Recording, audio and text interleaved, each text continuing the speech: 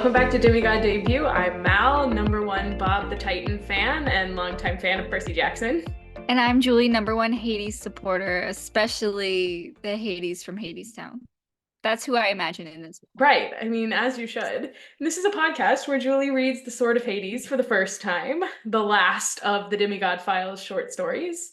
And you know, this one is a banger. I really enjoyed it. It's a good one. Also, I'm coming at you live from my laundry room because of reasons. And so if the audio sounds whack, just ignore it. All right, let's get into a short story. So, once again, we start at school, just like we did last episode, and this time it is said specifically to be good high school. And Percy is taking his English exam in the auditorium.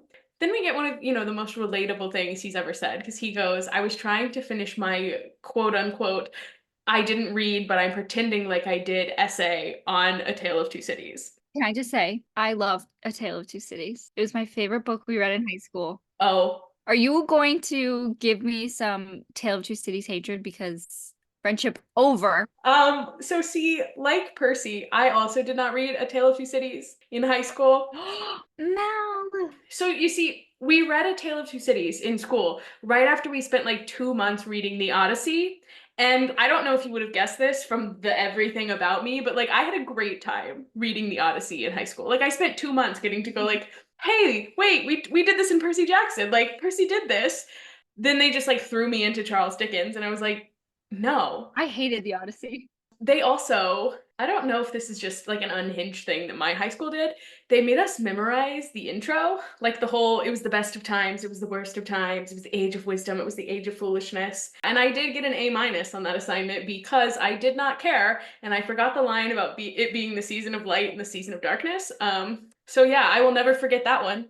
Don't remember much else, but I will never forget that one line. Sydney Carton is a special place in my heart. This is my first Dickens I ever read, I think. I don't think I read Christmas Carol prior to that. I haven't read Christmas Carol. I read it every year for Christmas. God, you and my brother, he was reading it over Christmas. It's a class. I read that over Christmas and sometimes The Nutcracker. I mean, I've seen the play a couple times. You gotta watch The Muppets Christmas Carol. That's a classic. Oh, absolutely. Okay, so differing opinions on The Tale of Two Cities. I kind of had a feeling that was going to happen. We do have very different taste in books. We do. I feel like my taste in books is well documented on this podcast. So Percy's essay writing is interrupted by Mrs. O'Leary coming in. You know, she, of course, is a massive hellhound who Percy describes as being the size of a Hummer. And that's a throwback because do they even make Hummers anymore? Oh, I don't know. They're so ugly. Oh, they're awful. Like, I haven't seen one in years. I feel like they do because I feel like they make electric ones now, like EVs. Oh, I will say, as a kid, I wanted to ride in a Hummer limo so bad. Oh my God. I remember seeing those. Because I would like see them riding around and I was like, I want to go in that. Crazy. Okay, I'm Googling. Do they Oh, wait. make... I looked it up. Oh, you did? Hummer was discontinued in 2010, but GM revived the nameplate in 2020 as the GMC Hummer EV, an all-electric vehicle. Okay. So they make them, but they're electric. Yeah. It's kind of wild, a wild choice to make the Mist make Mrs. O'Leary like appear to everyone else as a poodle. Except for probably Rachel, because we would have to assume that Rachel is there taking her English midterm since she would also be a freshman at Good. But alas, this is not the grand return of your girl, Rachel. Oh, I wish. Yeah, but it just feels like we picked like, what's the silliest dog that this could be? Haha, it's a poodle. Like, it just feels very middle school. Yeah. To me. And honestly, when I was in 6th grade, I probably ate that up. I was probably like, haha, it's a poodle. But then I learned how big poodles are, like, because I feel like when you think poodle, you think of like a little tiny purse dog, but like they're big dogs. They're like the size of a lab. And then you cut them to look like they're wearing leg warmers. Yeah. That used to be my favorite dog, but because they were just very like, ooh, French. That's an expensive dog. And posh. Yeah, posh, exactly. Love a posh dog. What's another posh dog? I feel like Dalmatian's posh. Ooh, okay. Like, I really want a Dalmatian. And that's why Cruella de Vil wanted to make a coat. Well, so then his English teacher, whose name is literally Dr. Boring, asks, whose poodle is this? And so then Percy has to like take her and get her out of there. So he turns in his essay and follows Miss O'Leary to Carl Schurz Park, which, fun fact, I've actually been to because they have a public bathroom there and I have used it. Listen, every New Yorker needs to know where all the good public bathrooms are. Right, exactly. And when you spend as much time as I do, like just running around New York, you become very acquainted with which public bathrooms you can use and which ones you should use and which ones you should avoid at all costs. The bathroom there was decent. Okay. What's the best public restroom in New York? Ooh, the best. They're all just kind of A little gross. most of them are just kind of okay. Like all the ones in the parks are just sort of Mhm. okay. Honestly, I feel like the best ones, not great if you're like running, but if you're out and about, the best ones are the ones in the Oculus. Those are good ones. Those are always big and nice and Usually relatively clean. yeah, those are my favorite. Mm. Yeah, so in our park with a just okay public bathroom, we are met by a deer who is being followed by Thalia. Of course, immediately they're both like, "Oh no, this is not a coincidence. Someone orchestrated this." And Percy says, "It's good to see her though." And she says if they get out of this alive, she'll buy him a cheeseburger. And then she asks, "How's Annabeth?" And it's very much giving like, "Ah, good to see you. We should catch up. How's the wife?" kind of vibes, you know? Yeah. How's the wife? How's the kids? But also her inviting him to get a cheeseburger kind of made me wonder, does she get a salary for being Artemis's lieutenant? Because she specifically says she's gonna buy him a burger. So I guess maybe in the way that like Percy got cash and drachmas when going on a quest, like Artemis would probably provide funds for like official hunter business. But then, like, does Thalia have clearance to use the company card for like purposes like this, or does she have her own money? I don't know. Does she still have money from when she was like not immortal? So she just has savings, maybe? I don't know. What happened to her money when she turned into a tree? Yeah. Because I don't know, I feel like you can explore this rabbit hole because also like if you turn into a tree, is there a death certificate for an event like that? Because I know you have to have a death certificate to do a lot of the like legal stuff and like moving money around and stuff. But I just feel like that there's not precedent for that in the mortal world. Right. So who knows? You know, does it matter? No. However, these are the things that keep me up at night. You know, it's the little details that really get you. And the other thing is that he doesn't get a chance to answer her when she asks about Annabeth, but I am dying to know what he would have said because this is after Battle of the Labyrinth, so they were not on great terms. So I like wouldn't be shocked if they hadn't talked a lot since they left camp, or if all their conversation had been like all business about the coming war and the things she's been seeing in San Francisco. I don't know. I'm just like, what would he have? What would his answer have been? What would his answer have been? I need to know. And also, third, does Thalia know what happened to Luke at this point? Yeah. Because I feel like he was kind of already dead to her by the end of Titan's Curse. So I don't know that it would change a whole lot for her, but did they tell her? Does she know? I feel like they would have been kept like abreast of all of those developments because they know like that this big war with Kronos is like coming. Yeah, probably at least for strategy purposes. She would need to have been in the loop. Like they're not like directly involved, but they're like, okay, I got like the newsletter. Like I got the bulletin. I know what happened. That kind of thing. I got the Iris message. Yeah. And then we get joined by Nico, who literally appears out of a shadow. And Thalia recognizes him immediately as Bianca's little brother, which is kind of a fun reminder that Thalia and Nico don't know each other. Because, like, they haven't interacted at all, I don't think, since the trip to rescue Grover and the D'Angelos in Maine. Right. That's wild to think about. And Nico says, and this is interesting to me, but will not be to you, but Nico says that he was in a New Orleans graveyard, and then all of a sudden he was in New York. I feel like Rick may have intended for this to be an Easter egg because it's like too specific to be a coincidence, but also it's too early in the timeline for this to be an Easter egg for something. Like you're like 6 months too early. So who's to say? Anyway, and I'm saying that because I know if/when we get to that, you will not remember me saying that. Well, now I'm going to make a note of it. Be like, Mal, I didn't think I remembered. I put a reminder on my phone. Honestly, I feel like you would, out of spite. I'm very spiteful. Yeah, so then for a moment, they all worry that this has something to do with the great prophecy and like Kronos has brought them all together because they're kids of the big three and someone's going to turn 16, but then they fall through the ground and into Persephone's garden. And we come face to face with Persephone herself. But it's underworld Persephone. She's kind of washed out and lifeless. She's in her black Hadestown dress and, not living her best life.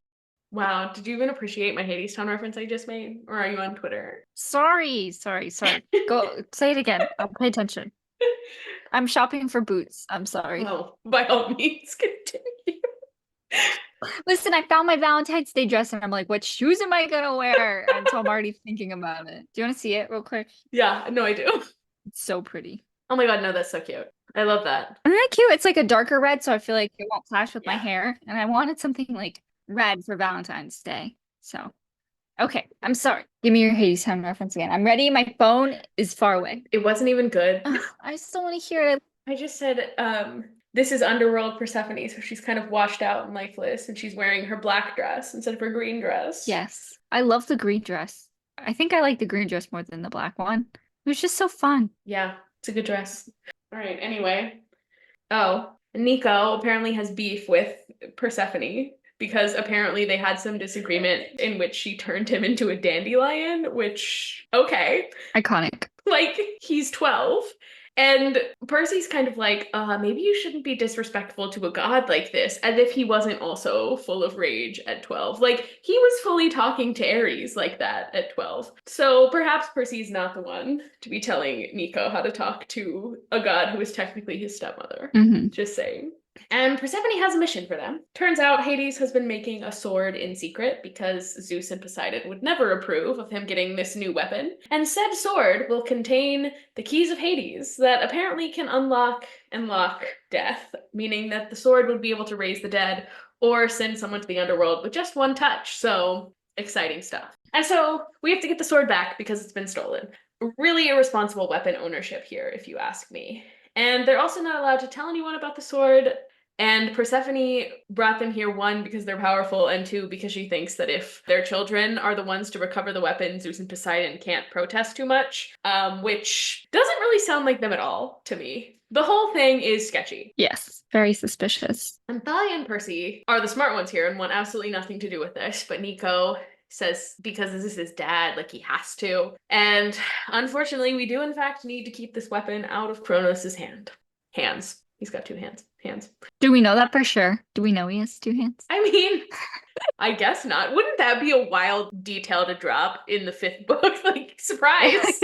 Luke's actually only had one hand this whole time. Like a claw. Actually, to be on Team Kronos, you can only have one of something. Like, yeah. Ethan has the one eye, that's why he got to join up. Yeah, Luke has one hand. It's fine. And so they're given a yellow carnation that always faces the thief and like loses petals as the thief gets closer to escaping. And so if all the petals fall off, then that means the thief has escaped. Carnation. I got like deep into looking up carnations in mythology and like what they mean in terms of flowers, because the use of a carnation here and also a carnation in Hadestown is so interesting. I was wondering, is it something that has to do with Hades and Persephone? So I was looking it up in mythology, and the only things that were coming up, like when I Googled Hades and Persephone carnation, was like this short story and Hadestown. That was it.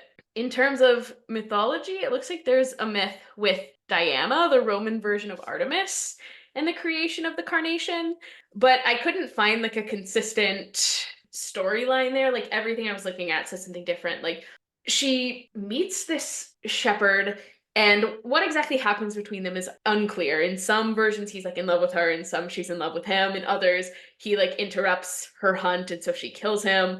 In some stories she like plucks out his eyes and then they become carnations when she throws them to the ground. In another he's heartbroken that she doesn't love him, so like his tears become carnations. In another one, she kills him and then feels bad and asks Zeus to turn him into a carnation. I don't know. Point being, there's no Hades or Persephone connection to carnations, it appeared. So it's interesting that both this and Hadestown use the carnation as their flower. But like Hadestown's red carnation, I know, like symbolizes love and passion, and like it's also a symbol of the labor rights movement. So like the red carnation for Hadestown makes a lot of sense. But I'm like, what's the story behind the yellow carnation here? And I did look up what a yellow carnation means, and it symbolizes rejection, regret, and disappointment, Oof. which is interesting. It's also like I don't know. It's just Yeah. it's an interesting choice. Hmm. Like, I don't know why it would be a yellow carnation, but here we are. I love carnations. They're so pretty. They're a great flower. Percy does eventually agree to help, and he's smart enough to ask that in exchange, Hades swear on the river Styx that he won't use the weapon against the gods.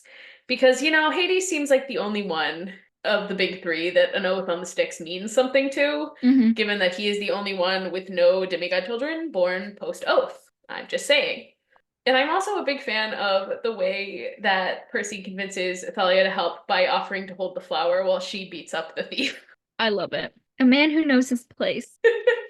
It's giving that one meme that was like, hold my flower. And it was like, kick his ass, baby. I got your flower. Did you ever see that? No, I love that. Oh my God, I'm gonna have to find it. And so then we're traveling throughout the underworld. Percy has the flower. Nico's clearing a path through the zombie crowds because they just kind of part for him. And Thalia is grumbling about having to go on this quest with a couple boys because she is everyone's favorite man-hating lesbian. Mm-hmm. Percy does think it's kind of weird that Persephone is the one to give them this quest instead of Hades. But we don't have time to unpack all of that right now because instead, Percy starts checking in with Thalia, like seeing how mortality is treating her and whatnot. And it also hits him that she doesn't look any different than she did when he saw her like a year ago. And also that she will never look any older than she does right now, which is wild. Because imagine them hanging out like 25 years from now. People could mistake him for her father. Have you ever seen that Age of Adeline movie or whatever with Blake Lively? No. She's like, I haven't seen it. It's actually on my list just because I always thought it was an interesting idea. But she like doesn't age or whatever. And so like I think it begins before World War II or something. And then like she has a daughter, but her daughter keeps like growing older. So eventually her daughter is like looks like a grandmother and she's visiting her mom, but it's just Blake Lively. Like the same. And that's Thalia.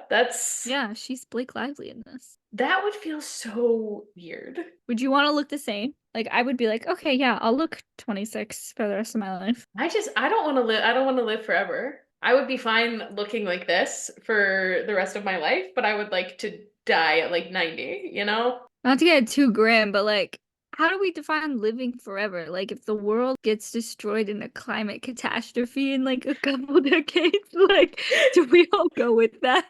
That's a great question. In the event of the apocalypse, do the hunters live on? Yeah, like, because then I wouldn't want it because I wouldn't have to suffer through all of that. Yeah, no, don't sign me up for that. Yeah, but like, if I would also go out with that, Because my zombie apocalypse plan is to die. yeah, yeah, I'm not fighting a zombie. I'm not fighting for water. I unfortunately was born in the right era where I can scroll my silly little apps and I can go to the fridge and eat my silly little ice cream sandwiches. Like, without the comforts of modern life, what's the point? Yeah, every time I'm like, oh, maybe I'd like to live in this era or whatever. I'm like, no, No. I wouldn't want to because they don't have access to like innovative medicine. One, I'm like, I'm not going back to a place where they're not washing their hands before surgery or something like that. I just have no interest. Yeah, no, thank you. All right. So Thaya is kind of looking for someone among the dead, and Percy at first assumes it's Bianca, but then remembers that her mom also died a few years ago while she was a tree. And I think it makes sense for her to be looking for her mom, but I also wonder if she's maybe also looking for someone else. Dot, dot, dot. Anyway, Flower leads them towards the fields of punishment, and they come face to face with Sisyphus, the pushing a rock up a hill forever as a punishment for trying to cheat death guy. There are some just excellent Percy descriptions here. Number one, he says he looks like a troll doll. And also, he says that he's swearing so much that if Percy had a jar where you put a quarter in for each bad word, he would have made around $500. Incredible use of hyperbole. Did you do the math on that? I did not do the math on that, but that would be 2,000 swear words. Is that right? Because I was gonna be like, that's not hard math, and now I'm second guessing myself. That's a lot. Now, are we saying he's only saying like the F word? What swear words do we think he's saying? Or do you think it's exclusively like the F word? I don't know. I think you get all the words in there. Honestly, it's if he's going through 2,000 swear words in like a minute, according to Percy, there's got to be some variety in there. That's impressive. Yeah. So Thalia offers to move his rock for him while Sisyphus talks to Nico and Percy.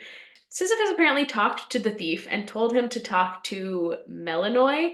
I googled the pronunciation of that name because some of these underworld creatures we're meeting here, like they got some names. It is apparently Melanoi, and she apparently might be able to help him find a way out. And he also tells them that the thief may or may not only have one eye.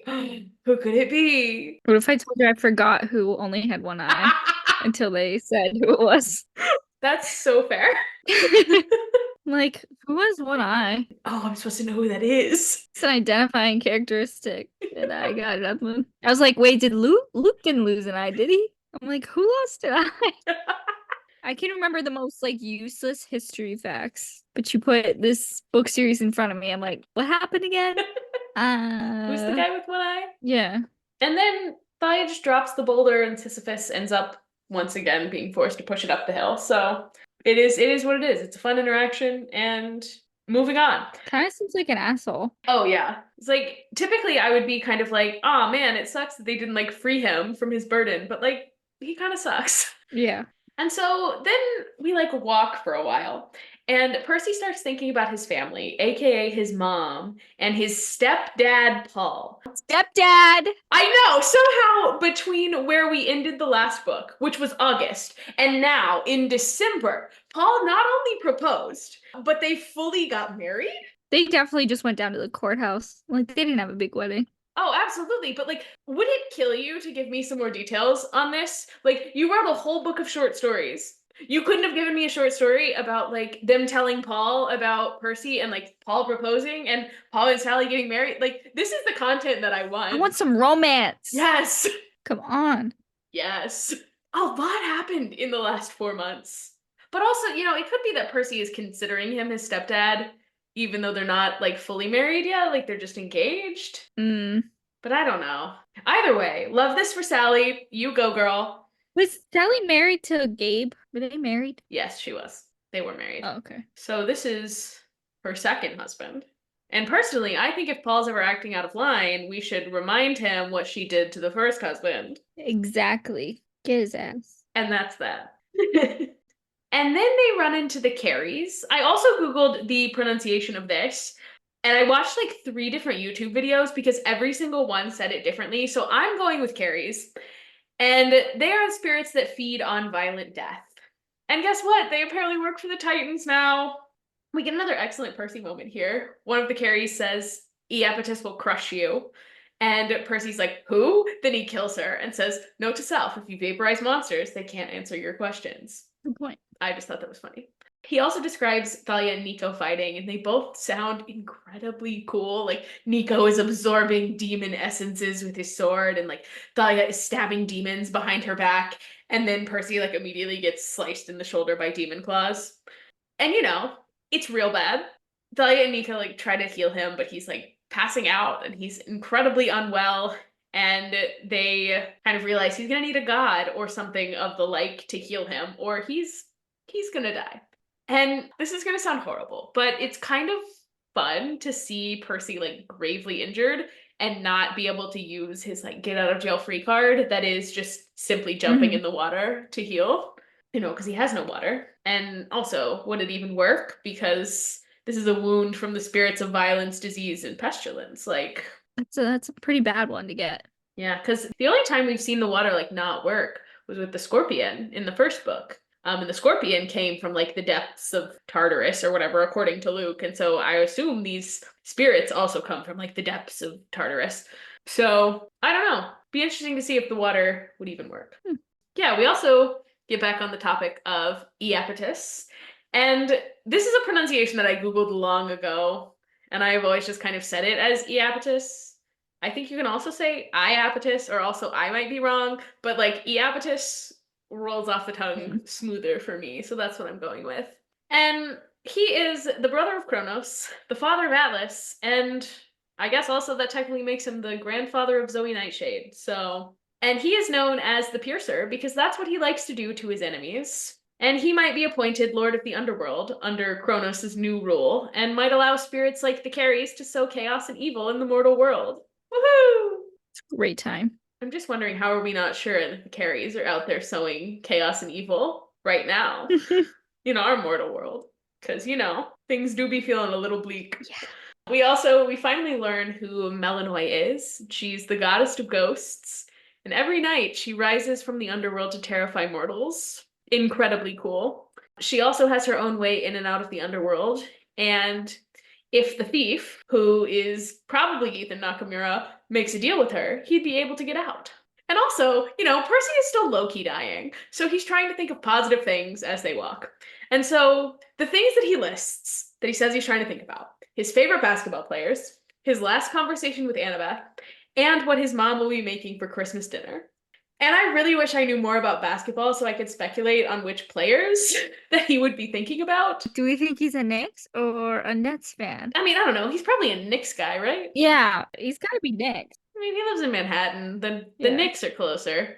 And like, I don't know. I don't know anything about the Knicks now, much less in like 2009 when this came out, so I couldn't tell you.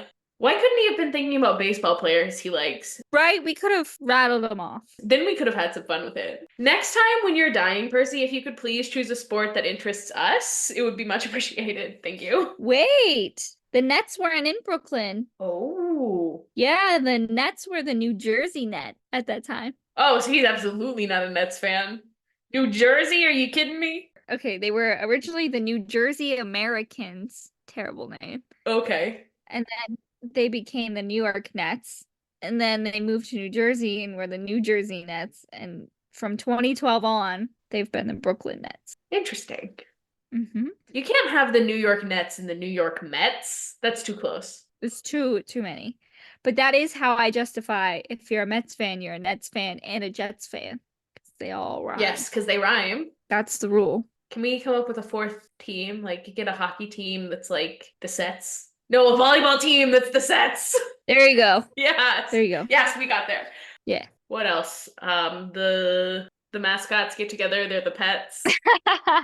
I've got nothing else. Can't think of any more worms. Something vets? I don't know. Like it could be veterans. Something with like veterans. Yeah, the New York Vets. Yeah. That can be the hockey team. There you go. Yeah. Also, okay, the second thing he's thinking about is last conversation with Annabeth. I guess that means that they must have had a positive last phone call, so maybe they have been talking more than I initially thought. Or maybe he's just so down bad that even a bad conversation with her is a positive thing. I almost think that's more likely because he's so down bad. Oh, yeah. He's like, Annabeth called me to give me a report on the things that she's been scouting in San Francisco. Loser. Yeah, and she was all business the entire time, but at least she called me. He's a wife guy. He is a wife guy. He just is. And then lastly, I was also kind of thinking about what would Sally make for Christmas? Because I feel like, the blue cookies are a classic and a must. But beyond that, I don't really know. Because when there's kind of only two of you for major holidays, like I don't think you would want to make a big like turkey. Ham. Or like a ham or. But I feel like you could dye the ham like green eggs and ham, but it's blue ham. Blue ham for Christmas. What does your family eat for Christmas? They eat ham. We do like the Thanksgiving sides, like green bean casserole, and I always want stuffing because I don't eat meat, so I'm like, give me stuffing. Yeah, you just eat the sides. And mashed potatoes, cranberry sauce, that kind of stuff. I forgot you were a vegetarian for a moment because I'm a terrible friend. But when I was like, oh, what does your family get for Christmas? And you said they eat ham, I was gonna be like, oh, and they don't invite you? I'm not invited to Christmas. I just stay in my room. They're like, oh, not her again. They eat ham, you eat sides. Mm-hmm. And honestly, that's the way to do it. The sides are the best part of any like big meal like that. I love stuffing so much. Hot take, I don't like stuffing. But I don't like French toast either. Anytime you're doing something weird with bread, I'm like, no, thank you. We don't put it in a turkey, and we get it all nice and light. It's not mushy. It's like the cubed kind, so it gets like crunchy. So it's almost like eating like a nice crunchy garlic bread. Like a crouton? Yeah, like a crouton, but it's obviously a little bit more moist, but it's like a little oh, so good. All right, and then despite Percy, doing his best to think positive, it doesn't last very long because all of a sudden he's thinking about how stupid he was to get hurt and how bad he feels for making Nico and Thalia have to haul his useless self around. And like, newsflash, Percy, they care about you. Just like how you would take care of them if they were the ones that got hurt. Like, you can let them take care of you. And I say that as someone who would be doing the exact same thing because God forbid someone care for Mm-hmm. me instead of me Mm-hmm. doing the caring. Yeah.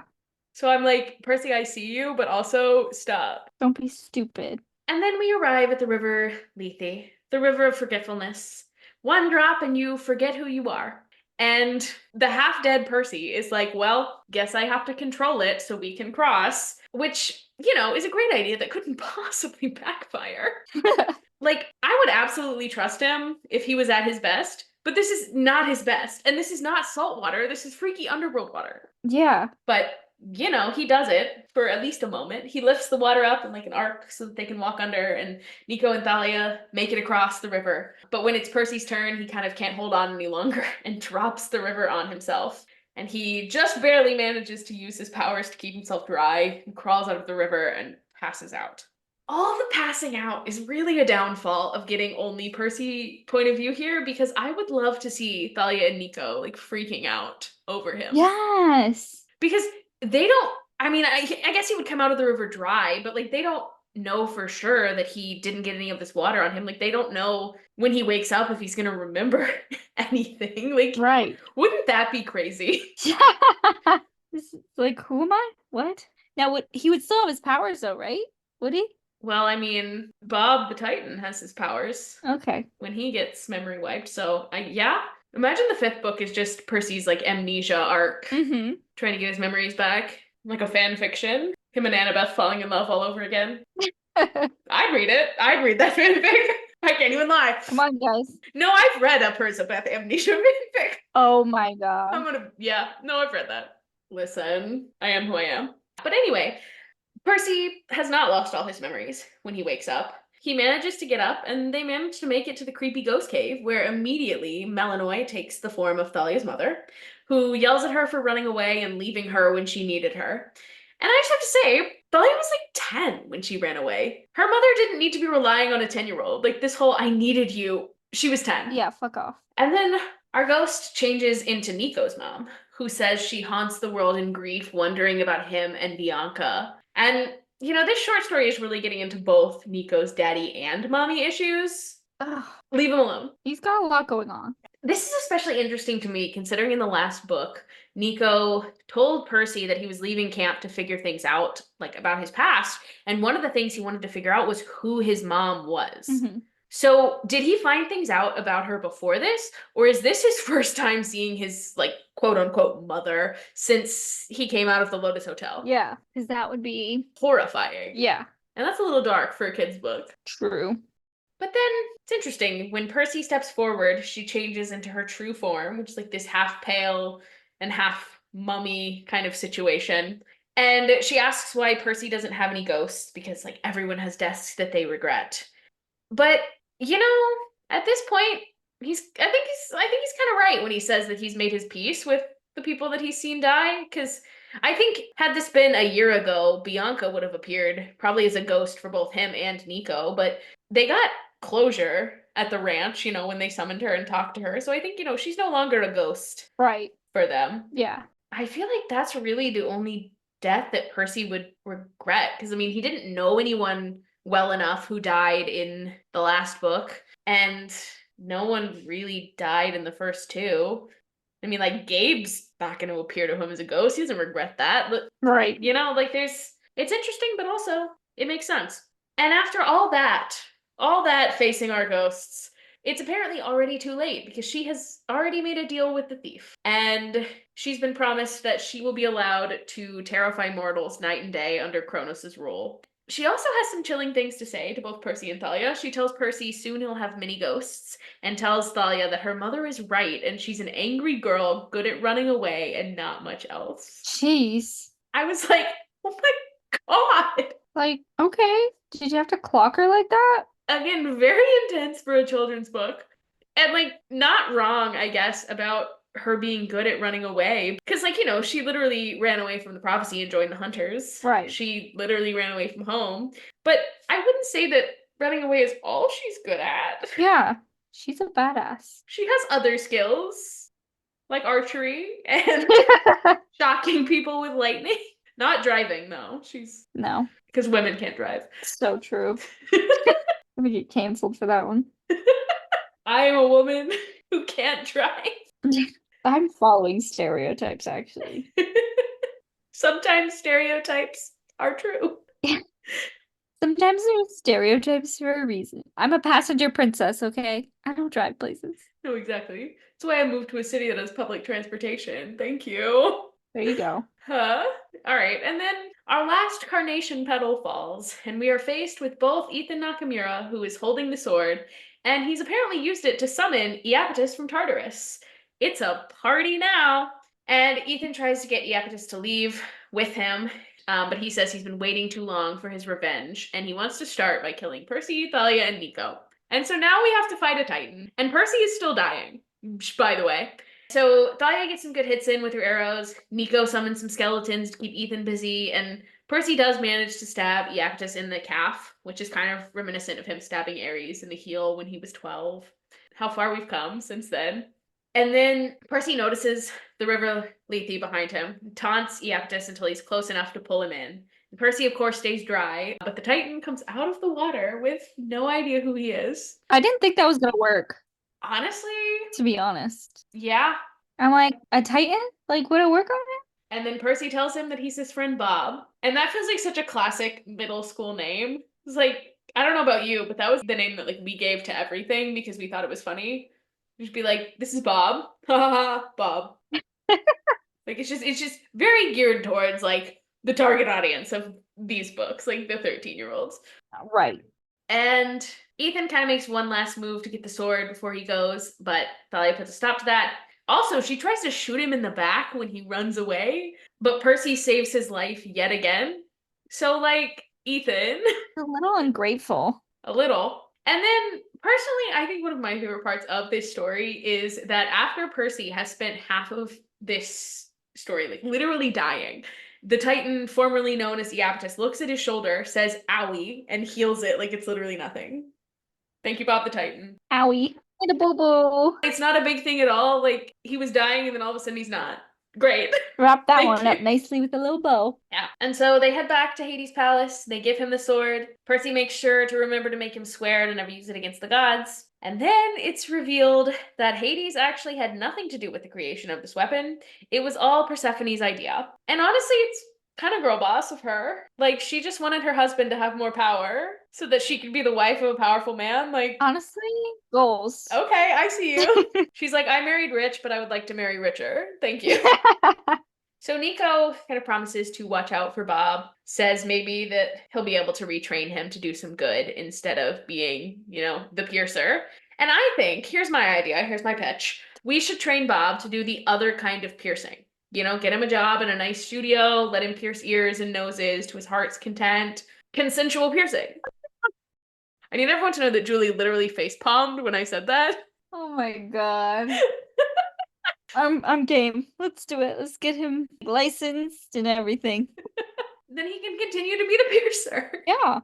Also, Nico asks Percy if he's thought more about the mysterious offer that he first mentioned at Percy's 15th birthday party. And Percy says he's still thinking about it, but that it's dangerous and he's had enough danger for one day. What could that be? Yeah, am I supposed to remember what that was? Because I wrote, okay, memory of a goldfish. What did Nico offer Percy? Basically the exact same thing he offers here. He's just like, I think I have a way that you could defeat Kronos. It was very vague. Like, he didn't explain the plan. Okay.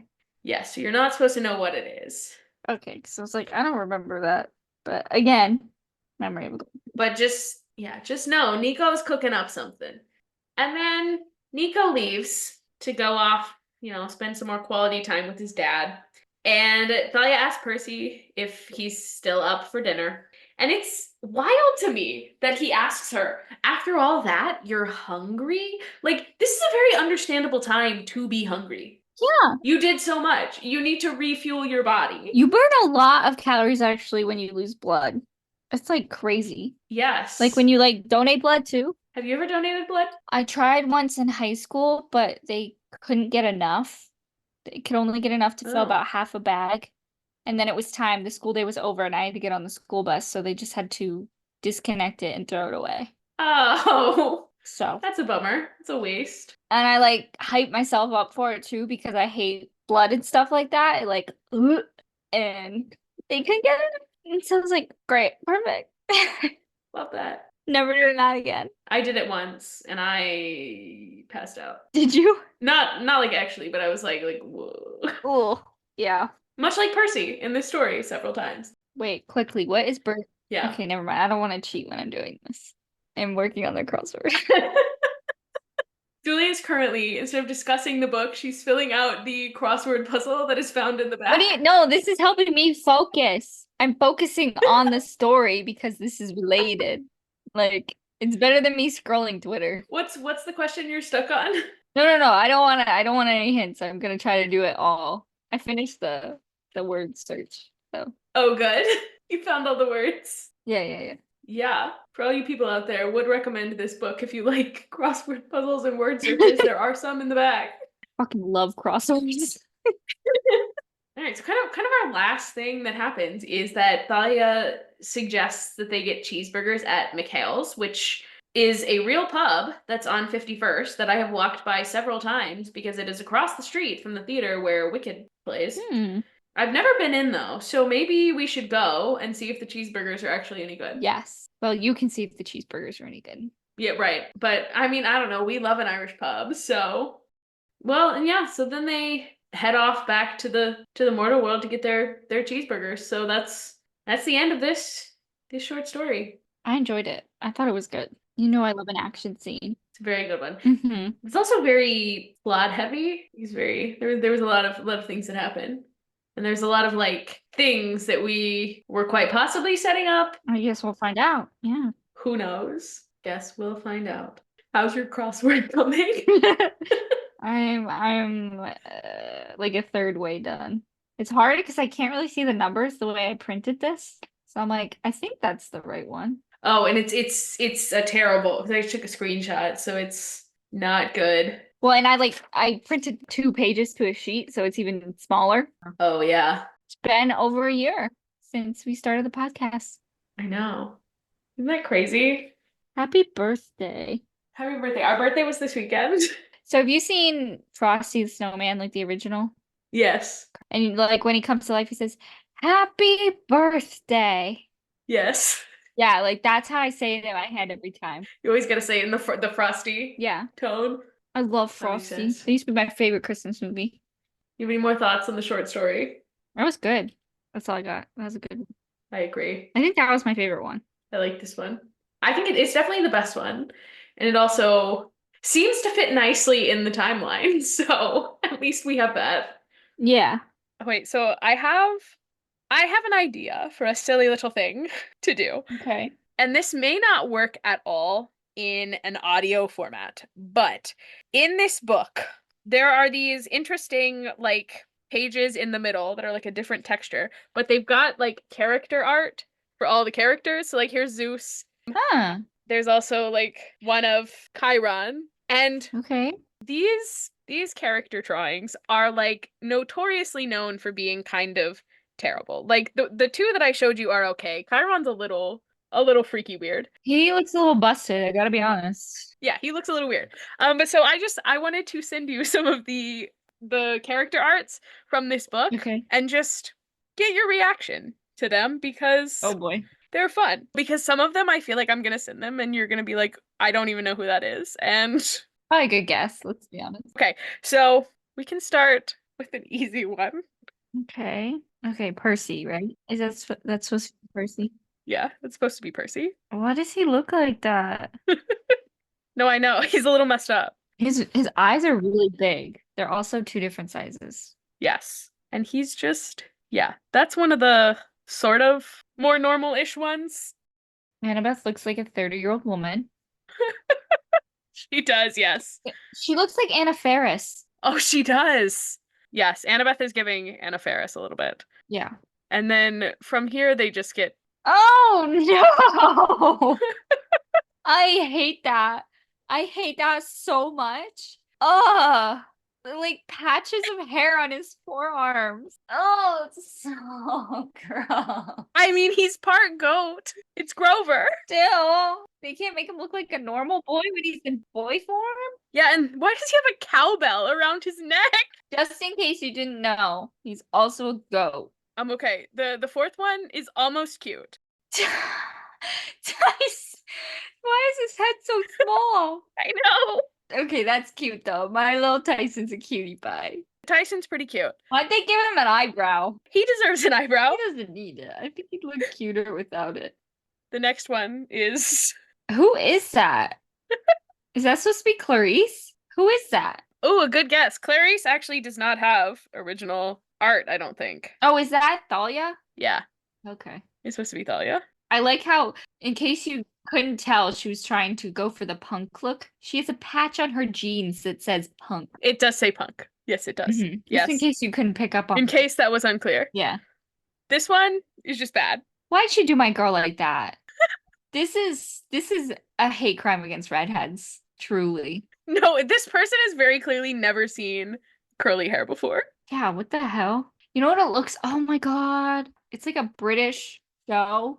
Something in Charlie. It's like two blonde siblings. Charlie and Lola. Yes, that's what it looks like. Yes.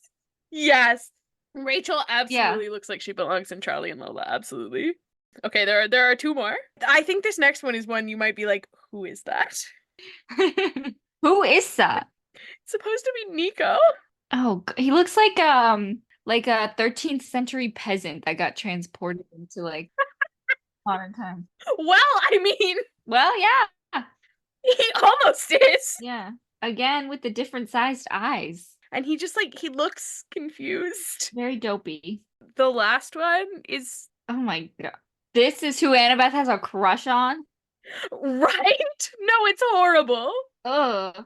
He kind of looks like Severus Snape or whatever Yes. from Harry Potter. The blonde hair, perfectly straight with the middle part, horrifying. He definitely straightens his hair with a flat iron. Oh yeah, Luke's there on the Princess Andromeda straightening his hair. Mm-hmm. And now that Kronos is in control of his body, Kronos has to wake up every morning and straighten the hair. Oh my god. Yeah, just not great. No. But there is like updated art now. I'm just gonna send all of these to you at once. It's the same characters. You don't have to like react to them or anything. But they did Rachel better Okay. and Luke better.